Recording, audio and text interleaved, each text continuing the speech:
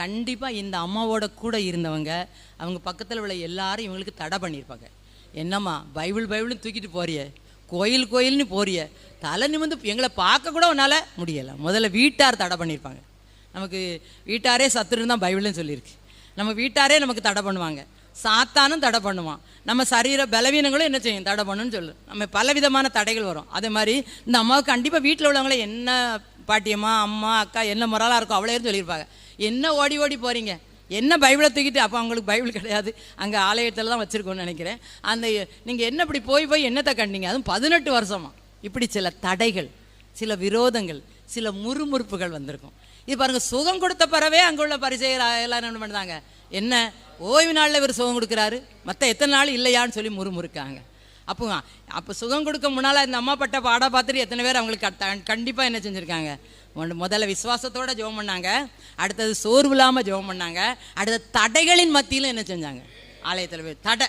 இன்றைக்கி நம்ம ஊழியம் போகணும்னாலே மற்றதுக்கெல்லாம் பெற்றோர் பெரியவர் ஆட்கள்லாம் போயிட்டாங்க. நம்ம டூர் போனால் சந்தோஷமாக இவ்வளோ ரூபா வேணும் சாப்பாடு எல்லாம் கட்டி தந்து அனுப்புவாங்க. ஜெபத்துக்கு ஒரு நாள் முழுசும் முழுகிற ஜெபத்துக்கு போகிறேன், ஒரு 2 நாள் 3 நாள் முகாமுக்கு போகிறேன். இன்னும் வீட்டிலேருந்து ஜெபம் பண்ணக்கூடாதா? பக்கத்தில் நம்ம ஊருக்கு ஆலயம் எங்கே இருக்குது, எந்த ஆலயத்தில் போய் ஜெபம் பண்ணால் ஆண்டர் கேட்க மாட்டாரா, அங்கே போய் தான் கேட்கணுமா? இப்படி தடைகள்லாம் நமக்கு வரும். ஆனால் அந்த தடைகளெல்லாம் நம்ம தூர போட்டுட்டு ஆண்டவரை தேடி வரும்பொழுது தான் இந்த பலவீனப்படுத்தப்படைய ஆவியிலிருந்து விடுதலையாக்கக்கூடிய அபிஷேகம் எனக்கு உங்களுக்கு கிடைக்கும். ஆமென். இந்த அபிஷேகத்தோடு இன்றைக்கி இந்த இடத்த விட்டு போங்க, ஆண்டவருக்கு விசுவாசத்தோடு ஜெபிங்க, சோர்வு இல்லாமல் ஜெபம் பண்ணுங்க. தடைகளின் மத்தியிலும் அதை தூர போட்டுட்டு என்ன செய்யுங்க, முறுமுறுப்பு தடை நிந்தன். இந்த அம்மாவுடைய ஊனத்தை சொல்லி எத்தனை பேர் நிந்திச்சிருப்பாங்க.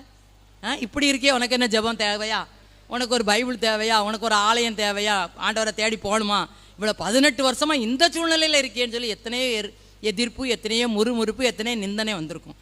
அவைகளெல்லாம் அந்த அம்மா தூக்கி தூர எரிஞ்சிட்டாங்க. அவங்களுக்கு என்னதான் வேணும், ஆண்டோட்ட போவேன். நம்ம முதல்ல ஜெபம் பண்ணல, மகா பெரிய பலன் அந்த அவர்கிட்ட இருந்துச்சான். அந்த மகா பெரிய பலன் தான் எனக்கு வேணும். இந்த அம்மா அதை பிடிச்சிக்கிட்டாங்க. பலவீனப்படுத்தப்படைய ஆவி வெளியே போனால் ஆண்டவர் கொடுக்குற மகா பெரிய உன்னதமான பலன் வந்தால் தான் அந்த பலவீனப்படுத்துகிற ஆவி என்னிலேருந்து என்ன செய்யும். அது ஒரு நாள் 2 நாள் அந்த அம்மாட்ட இருக்கல, 18 வருஷம்.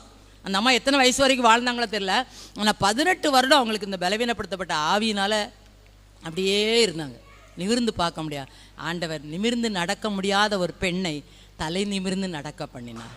இந்த இடத்துல வந்திருக்கிற நீங்களும் நானும் பலவீனப்படுத்தக்கூடிய ஆவியினால் தலை நிமிர முடியாமல் இருக்கலாம், பலவீனத்தினால தலை நிமிர்ந்து நடக்க முடியாமல் இருக்கலாம், கடன் என்கிற பாரத்தினால தலை நிமிர்ந்து நடக்க முடியாமல் இருக்கலாம், பிள்ளைகளுடைய காரியங்களால் தலை நிமிர்ந்து நடக்க முடியாமல் இருக்கலாம்.